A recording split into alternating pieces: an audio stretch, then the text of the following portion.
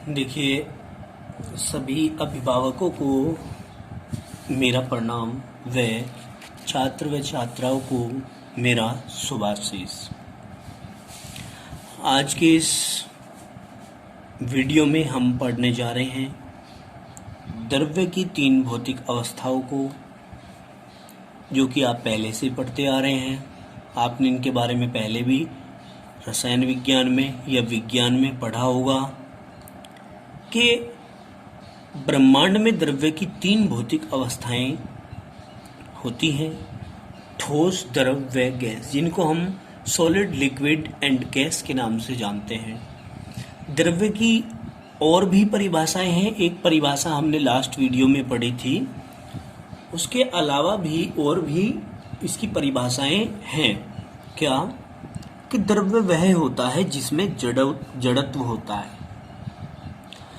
जड़त्व होता है उसी को हम द्रव्य कहते हैं। अब जड़त्व क्या होता है? जड़त्व होता है किसी पदार्थ का वह गुण जो उसकी गति की दिशा में होने वाले किसी परिवर्तन का विरोध करता हो। ठीक है ना? उसी को ही हम जड़त्व बोलते हैं। जैसे ये हमारा पेन है, ये पेन इस डायरेक्शन में घूमता है, इस डायरेक्शन में घूमता है, तो ये अगर इस डायरेक्शन में घूम रहा है तो इसके विपरीत दिशा में इसको रोकने के लिए एक प्रयास किया जा रहा है, जिसको हम क्या कह रहे हैं? जड़त्व। जैसे हम लट्टू को घुमा देते हैं तो लट्टू गूंजता रहता है, कुछ समय के बाद वह इधर उधर मोशन करने लगता है और फिर कुछ देर के बाद वो रुक जाता है। तो उसको क्या कहा कि उसकी गति की दिशा में, गति तो वो इधर को कर रहा था ना, इधर को गति इधर को हो रही थी, आगे समझ में, और इस गति की दिशा में इधर को विरोध कर रहा है, या विरोध करने का जो गुण है वही जड़त्व है। क्लियर हो गई बात? अब आगे चलिए। पदार्थ, पदार्थ किसे कहते हैं? पदार्थ को अंग्रेजी में हम सबस्टांसेस कहते हैं। क्या कहते हैं? सबस्टांसेस कहते हैं पदार्थ को। अब देखिए क्या होता है, पहले भी पढ़ा होगा। द्रव्य का एक प्रकार जिसके विशिष्ट गुण होते हैं तथा निश्चित रासायनिक संगठन होता है। भाई, कुछ विशिष्ट स्पेशलाइजेशन प्रॉपर्टीज होती हैं और इसका जो रासायनिक संगठन होता है वह भी कंफर्म होता है। केमिकल कंपोजिशन होता है, वो क्या होता है? कंफर्म होता है। पदार्थ कहलाता है। कोई भी पदार्थ 100%, 100% प्योर नहीं होता, इसमें कुछ ना कुछ इम्प्योरिटी जरूर होती है। ठीक है ना? अब आगे बढ़ते हैं हम। क्या कहा है कि द्रव्य का वर्गीकरण। द्रव्य का वर्गीकरण कैसे करेंगे? क्लासिफिकेशन ऑफ मैटर आप पढ़ रहे हैं। सबसे पहले आता है भौतिक वर्गीकरण। क्या आता है भाई? भौतिक वर्गीकरण। भौतिक वर्गीकरण फिजिकल क्लासिफिकेशन होता है, जिसके आधार पर ठोस, द्रव और गैस में इसको डिवाइड किया गया। इसको बड़े आसानी से आप समझ सकते हैं, पहले भी आपने कक्षा 9 में 10 में इसको पढ़ा था। सभी ठोस दृढ़ मतलब रिजिड होते हैं। इनका आकार व आयतन निश्चित होता है।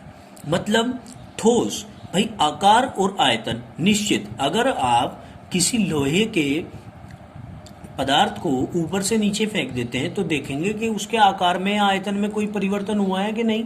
उसके आकार में और आयतन में कोई भी परिवर्तन नहीं होगा।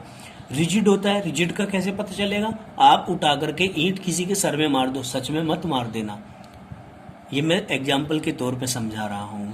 तो आप देखेंगे कि चोट लगती है क्या, खून निकलता है क्या, सर फूटता है क्या। अगर सर फूट रहा है तो इसका मतलब दर्द है। क्लियर? अब आगे चलते हैं। द्रव। द्रव में क्या कहेंगे कि द्रव का आयतन तो निश्चित होता है, किंतु इसका आकार निश्चित नहीं होता।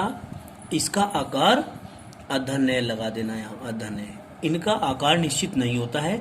इनको एक खास बात होती है इनको जिस वेसल्स के अंदर, पात्र के अंदर डालेंगे, ये उसी का आकार ग्रहण कर लेगा। क्लियर हो गई बात? लाइट आ रही है क्या? ठीक है।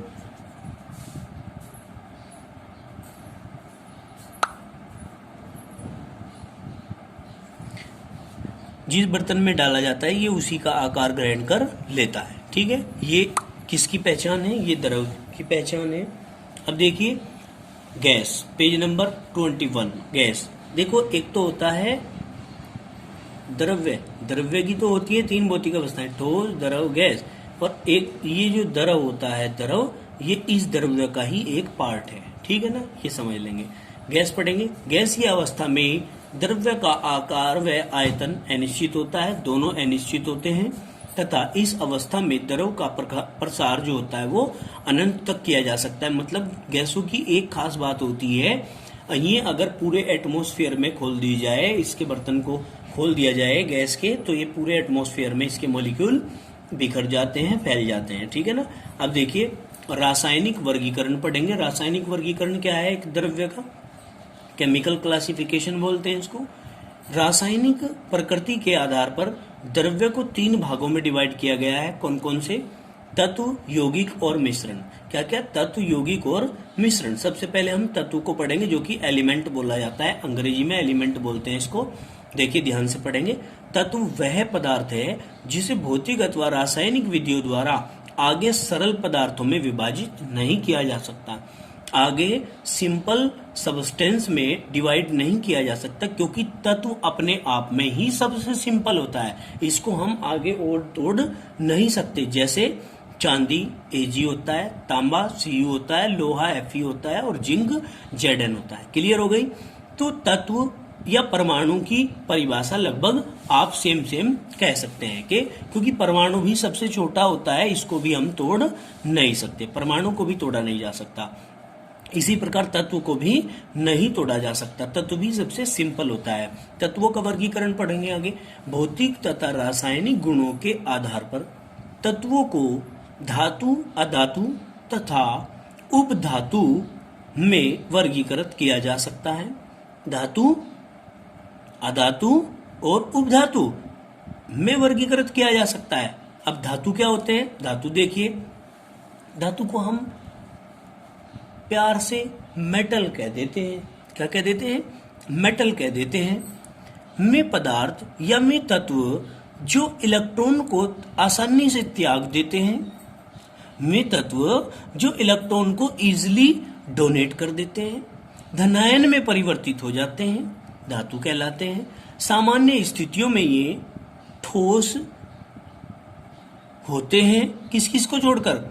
Hg को छोड़कर, गैलियम को छोड़कर और सीजियम को छोड़कर। हम क्या कह रहे हैं कि वे पदार्थ जो इलेक्ट्रॉन को त्याग कर धनायन बना लेते हैं, धातु कहलाते हैं। For example Na is equal to Na plus 1 electron. Na ने यहां से एक इलेक्ट्रॉन दे दिया तो इसके ऊपर आ जाता है प्लस चार्ज। तो क्या था? 2, 8, 1। ये एक इलेक्ट्रॉन इसके बाह्यतम कक्षा में था, ये एक इलेक्ट्रॉन इसने त्याग दिया, तो Na ने एक इलेक्ट्रॉन दिया है, जितने इलेक्ट्रॉन दिए हैं उतने ही इसके ऊपर प्लस चार्ज आ गए हैं। तो इसलिए ये क्या बन गया है?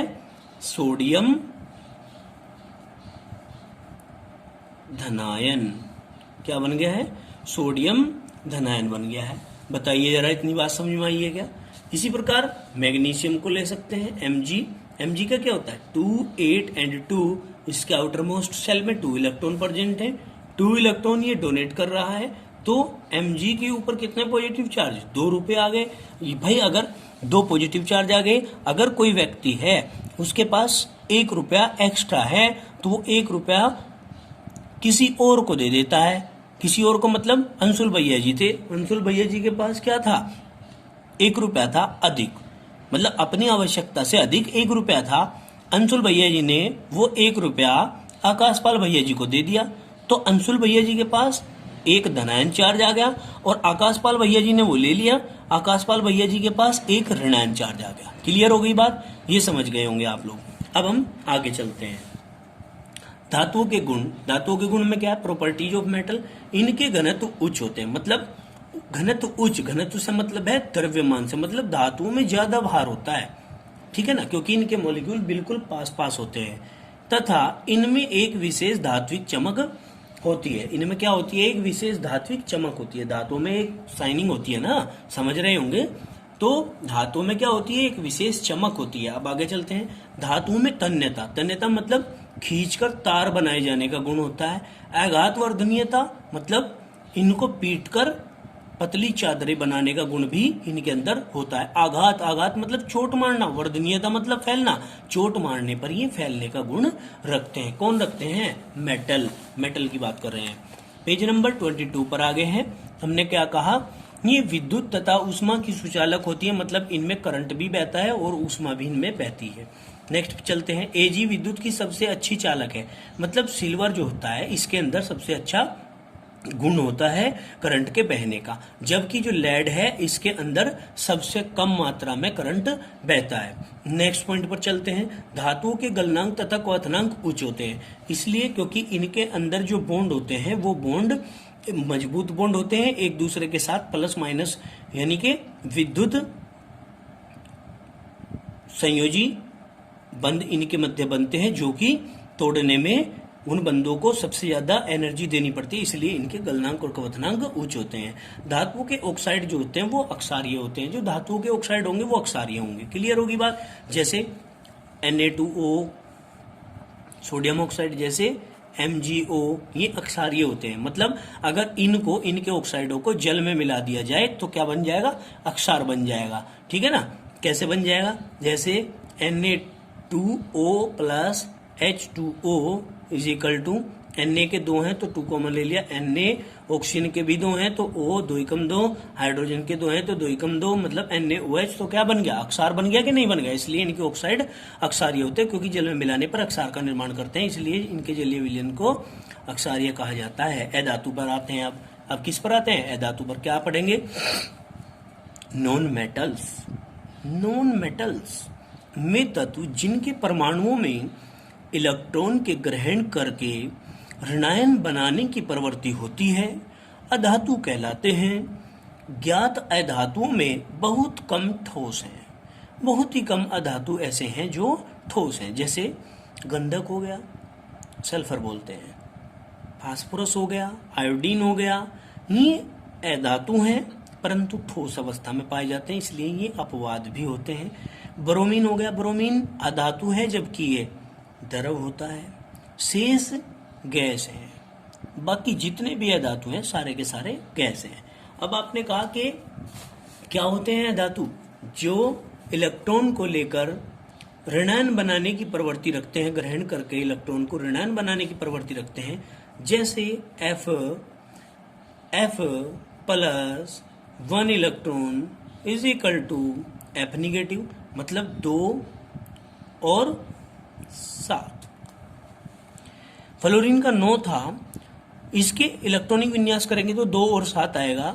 7 इलेक्ट्रॉन इसके आउटर मोस्ट सेल में है, ये 1 इलेक्ट्रॉन को ग्रहण करके अपने आप को ऋणायन कर लेता है। ऋणायन कर लेता है तो इसको हम फ्लोरीन ऋणायन बोलेंगे। क्या बोलेंगे?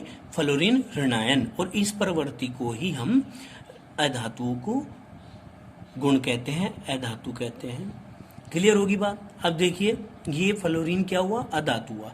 धातुओं में इलेक्ट्रॉन जो है वो तीर के निशान के नोक की तरफ जोड़े जाते हैं, इधर जोड़े जाते हैं, देखिए इधर जोड़े हुए हैं।